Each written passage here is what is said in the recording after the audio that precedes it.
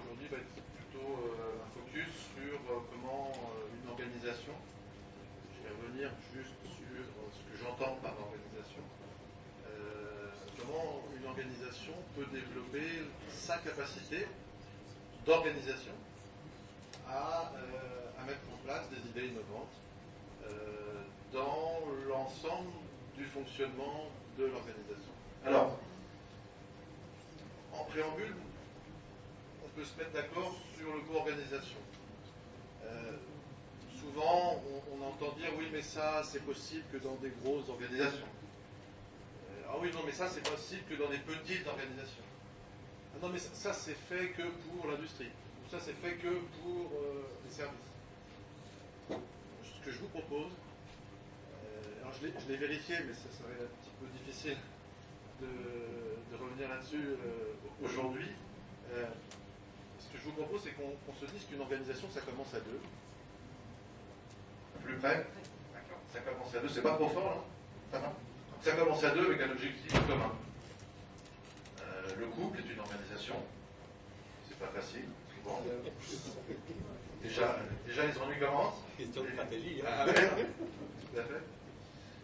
Après, voilà, une entreprise privée, une entreprise publique, une SEM, une coopérative, le tissu associatif, peu importe. On est ensemble, avec un certain nombre de salariés, des dirigeants, des actionnaires, peut-être, des fournisseurs, des clients, on l'a vu ce matin. Bref, des parties prenantes. Alors, c'est ce qu'on appelle des parties prenantes. Alors, c'est un petit peu barbare comme nom, sauf que je vous le propose pour la simple et bonne raison que c'est un des termes de la définition d'ISO qui définit ce qu'est la qualité. Alors, dans tout ce que j'ai entendu par mes brillants prédécesseurs, ça m'a donné envie de vous donner quand même cette définition. Parce qu'elle me semble de nature à nous donner les moyens de nous mettre d'accord. Alors, cette définition, c'est les caractéristiques intrinsèques d'un produit ou d'un service à satisfaire les exigences explicites et ou implicites. Je veux des sourires. Il y en a qui la connaissent? De l'ensemble des parties prenantes, donc. Alors, ce qui est intéressant maintenant, c'est qu'effectivement, on est sur des exigences, dont les clients, mais surtout, on n'est pas sur une vision unique d'un chef d'entreprise qui aurait qu'une idée en tête, c'est gagner du fric, ou bien d'une idée qui serait qu'il n'y a que le client. Alors, c'est vrai qu'il est au centre des préoccupations, mais il n'est pas le seul. Une entreprise ne fonctionne pas uniquement pour ses clients, et on l'a évoqué tout à l'heure, elle a aussi une responsabilité sociale au sens large du terme pour les générations futures notamment. Alors en tant qu'individu, à l'intérieur de ça, on porte aussi cette responsabilité. Donc de ce point de vue-là, cette définition me paraît intéressante, et elle me paraît également intéressante parce que elle est, on va dire, un des fondements, des outils qui peuvent être mis en place à partir de cette définition-là. Je vais rapidement passer quelques slides pour répondre à la question comment mettre en place un système de management des idées dans une organisation. Un système de management des idées, c'est ce qui permet d'organiser les choses pour que la créativité dont on a besoin, on en a parlé avec énergie, puisse au quotidien être une réalité. Au quotidien, dans tous les services, dans toutes les organisations, pour que l'ensemble de ces parties prenantes puissent réellement créer, et notamment créer de la valeur, évidemment. On appuie sur celui-là, et si on appuie sur celui-là, on avance. C'est ça qui est bien. Alors, 4 principes, déjà. Alors, ce que je vais vous montrer là, c'est en fait pas un modèle, c'est pas un référentiel, c'est pas des recettes, c'est un peu tout ça. Alors déjà, 4 principes. On est sur l'amélioration continue, c'est un principe aussi lié à la qualité, qui dit si une organisation au quotidien n'améliore pas son fonctionnement se dégrade et il arrive des choses pas très marrantes, notamment sur la capacité de production. On l'a vu tout à l'heure. Deuxième grand principe, chaque problème est un trésor. C'est aussi un des principes de la qualité, qui est de dire que plutôt de se voiler la face, de se cacher, managérialement parlant, ou même humainement parlant, en disant mais non, mais tout va bien chez moi, vous inquiétez pas, mais au contraire, poser sur la table l'ensemble des dysfonctionnements, des problématiques et des problèmes qui du coup deviennent un trésor à chaque fois. On a la volonté d'aller chercher derrière des solutions et des innovations. Quatrième grand principe, on ne peut rien faire si les hommes et les femmes qui composent des organisations sont reconnus pour ce qu'ils font, pour ce qu'ils sont, pour ce qu'ils donnent. Alors, si l'organisation met en place un système qui organise cette reconnaissance, évidemment, on aura un peu plus de chances d'avoir des gens créatifs que pas. Quatrième grand principe, on est presque sur une loi statistique. On est sur du sport de masse. Pour avoir une bonne idée, il faut avoir beaucoup d'idées. Alors, on y reviendra tout à l'heure avec les témoignages, mais statistiquement, ça fonctionne, c'est-à-dire que tous ces programmes-là sont en général financés par une idée. C'est-à-dire que l'idée géniale va sortir parce que tout le monde aura eu beaucoup d'idées au quotidien. Et ce seront des idées très simples. Mais là-dedans, il va y avoir quelque chose qui va sortir du lot. Voilà les 4 grands principes. Pour ce qui concerne la mise en place, ensuite on va avoir 4 incontournables. Alors la volonté politique, on vient d'en parler. Une gouvernance, un système de reconnaissance, une animation du système. Pour que tout ça devienne pérenne, une communication interne-externe, des synergies avec l'innovation institutionnelle, l'écoute des parties prenantes, et puis une capitalisation et une ouverture sur l'extérieur. On va passer ça en revue très rapidement. Ce que je voudrais, c'est commencer par la volonté politique, et pour illustrer cette volonté politique, plutôt que de vous faire un long discours, parce que je vous propose, c'est d'en écouter un, très court, mais qui me paraît intéressant et qui donne un bon exemple de ce que ça peut donner. Ah non. Qui m'a fait la farce là? Ça marche. Je l'ai autre part ou pas? Il est ouvert, il me semble. Comment? Il est ouvert. Ah, il est ouvert. Échappé.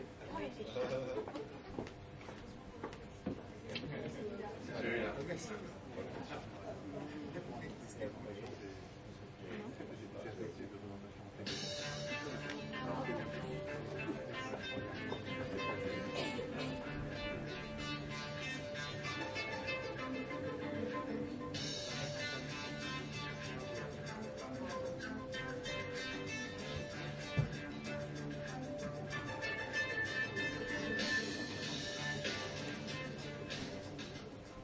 Cet après-midi, finalement, illustre la vitalité de la démarche d'innovation de la Direction générale industrielle. Démarche qui, vous l'avez vu, s'appuie sur la créativité, l'engagement des hommes et des femmes de la Direction générale industrielle d'Air France, hommes et femmes qui traduisent à travers ces démarches au quotidien, dans leur environnement direct, leur expérience et leur savoir-faire. Clairement, cette démarche est aujourd'hui un moteur puissant pour nous de progrès et d'adaptation.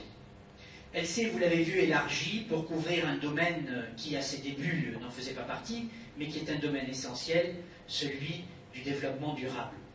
Elle permet, cette démarche dans ce domaine, à chacun, sur le terrain, dans son équipe, d'appuyer l'engagement citoyen d'Air France et d'Air France Industrie. Mais au-delà du développement durable, cette démarche reste avant tout un vecteur privilégié de la participation de chacun d'entre nous, de chacun d'entre vous, à la vie et au progrès de l'entreprise. On l'a vu dans les différents exemples qui nous ont été montrés, cette démarche contribue à la fois, finalement, à la satisfaction de nos clients, au respect de l'environnement, à l'amélioration des conditions de travail et de la sécurité au travail. Sécurité au travail, ça a été dit à plusieurs reprises, qui, avec la sécurité des vols, sont nos priorités premières. Et également, cette démarche contribue significativement à l'amélioration de nos performances, donc à l'avenir de notre entreprise. Un chiffre, si vous voulez, pour illustrer cela, nous espérons cette année que le programme d'innovation nous amènera plus de 10 millions d'euros d'économies, soit de l'ordre de 20 à 30% de plus que l'an dernier. En un mot, finalement, cette démarche elle vous permet de faire bouger les choses au quotidien et de faire en sorte que, quelque part, notre succès collectif soit le résultat de la contribution et des initiatives de chacun, de votre contribution et de vos initiatives. C'est clairement une démarche dont nous pouvons être tous fiers aujourd'hui. Et pour finir, vous dire à ceux et à celles qui s'engagent dans cette démarche qu'ils peuvent, encore plus que jamais, compter sur mon appui et sur l'appui de l'ensemble du comité de direction de la Direction Générale Industrielle, compter sur notre appui pour aller encore plus loin, pour s'engager encore plus dans ces démarches-là. C'est un exemple qui me tient à cœur, parce que j'ai travaillé 15 ans pour le groupe Air France et France Industrie. Alain Bastide a été un des patrons, et que j'ai eu la chance d'être à l'arrivée de Christian Blanc dans les équipes qui ont mis en place ce type de démarche et qui donnent aujourd'hui ce type de résultat. Donc c'était un petit côté sentimental, mais en même temps pédagogique, dans le sens où j'aurais pu présenter, vous donner un exemple de ce qui se passe chez Renault, de ce qui se passe chez Citroën, de ce qui se passe chez EDF, où des patrons font ce type de discours et où la volonté politique, du coup, devient claire, devient durable et devient palpable au quotidien pour les équipes qui y travaillent. La deuxième... je vais le faire comment? Je vais faire comme ça. La deuxième chose pour que ce type de démarche puisse se mettre en place et puisse porter ses fruits, c'est une gouvernance et un pilotage. Alors la volonté politique, on l'a vu, derrière, il faut absolument qu'on fasse le lien, effectivement, entre la stratégie et l'innovation. Il ne s'agit pas, et ça a été dit aussi, de travailler sur des millefeuilles où on met en place des couches successives dans lesquelles on n'intègre pas, on ne donne pas de sens, et où les gens se disent, mais la qualité, ça y est, alors c'est encore des papiers supplémentaires, c'est encore des embêtements supplémentaires, et ça ne sert à rien. Donc il faut vraiment donner du lien, donner du sens à tout ça. Il faut absolument donc, que la stratégie de l'entreprise intègre l'innovation dans son fonctionnement et dans sa gouvernance et dans son pilotage. Je vous laisse lire le reste et je ne vais pas m'apesantir. L'idée, c'est de vous donner des exemples concrets de ce que ça peut donner. Par exemple, les idées sont financées dans le cadre du cycle de fonctionnement d'exploitation de l'organisation. Évidemment, il ne s'agit pas d'aller chercher des financements pour mettre en place l'innovation. On est sur une intégration et donc l'organisation doit devenir apprenante de ce point de vue-là et s'autogérer et autofinancer évidemment l'ensemble de ces programmes.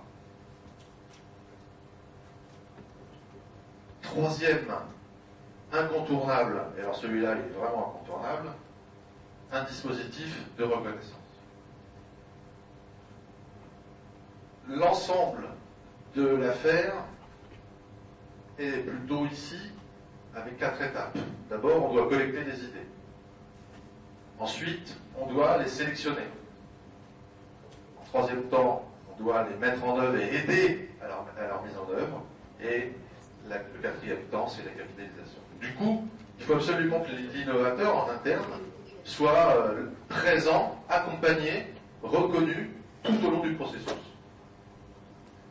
Il faut que cette reconnaissance soit palpable. Il ne s'agit pas simplement de dire vous inquiétez pas, si vous êtes innovant, vous serez augmenté. Non, si c'est le cas, il faut le faire. Et en termes de mode de reconnaissance, alors là, il y aurait beaucoup de choses à dire et on pourrait développer et en parler assez longuement. Le retour d'expérience que je peux vous faire, c'est que ça marche quand l'ensemble des modes de reconnaissance sont simultanément utilisés. C'est-à-dire qu'il faut des reconnaissances à la fois professionnelles, à la fois honorifiques, à la fois non pécuniaires et à la fois pécuniaires. Si on ne fait que du pécunier, il y a des effets pervers. Si on ne fait rien, il y a aussi des effets pervers. Là où ça marche le mieux, c'est quand on met en place Un système qui prend l'ensemble de ces reconnaissances en compte.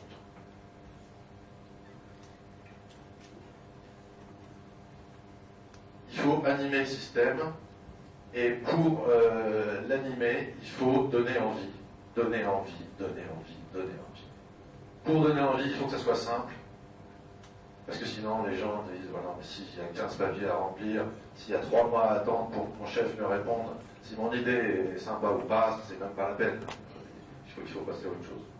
Donc il faut que ça soit simple, rapide, valorisant, et il faut que ce côté entrepreneurial des choses puisse se mettre en place dans l'animation d'un système, et ce système, il va être animé évidemment par le top management, par la volonté politique et la gouvernance, mais il va être décliné évidemment dans tous les services par l'ensemble de la ligne managériale, donc par des managers de proximité qu'il va falloir former, qu'il va falloir accompagner, et sur lesquels tout va reposer, puisque ce sont eux qui vont avoir à valider les idées, mais aussi ce sont eux qui vont du coup avoir un levier supplémentaire de reconnaissance vis-à-vis de leurs équipes.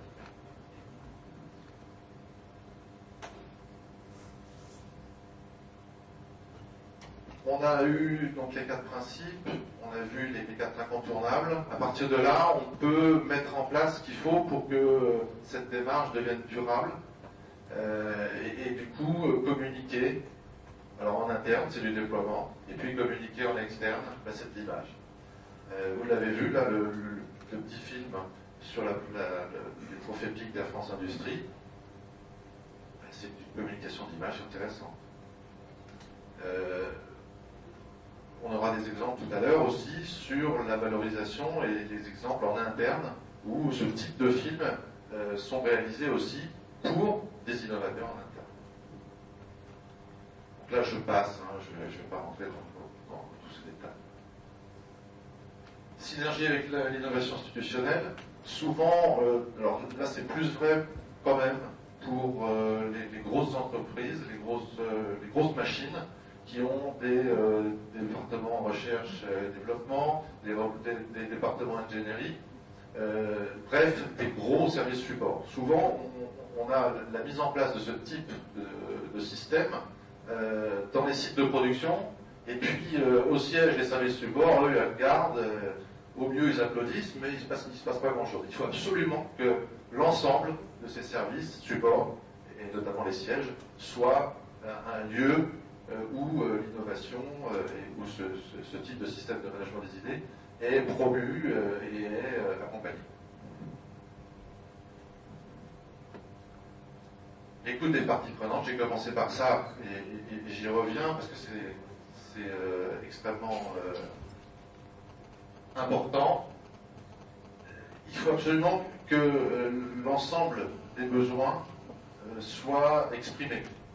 Alors, ce qui n'est pas facile, on l'a vu ce matin, c'est souvent assez difficile à faire, d'autant que les parties prenantes, avec les quatre grandes familles, les clients, les fournisseurs, les partenaires, les actionnaires, ont évidemment des stratégies, des besoins qui sont au minimum pas les mêmes, souvent assez contradictoires.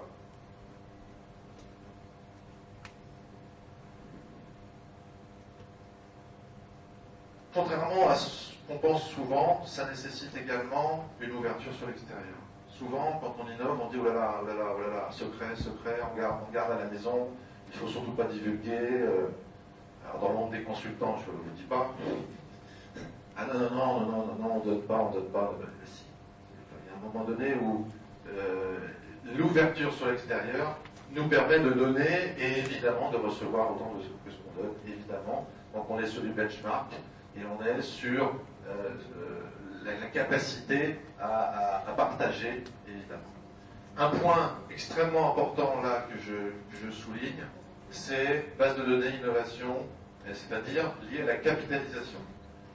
Il faut absolument que ça soit, ça arrive pratiquement dans le dernier slide, mais ça doit être prévu et organisé dès le départ. Quand on met en place ce type de démarche, il faut dès le début penser à comment on va capitaliser. Maintenant, c'est souvent des outils informatiques, Et il faut y penser dès le départ.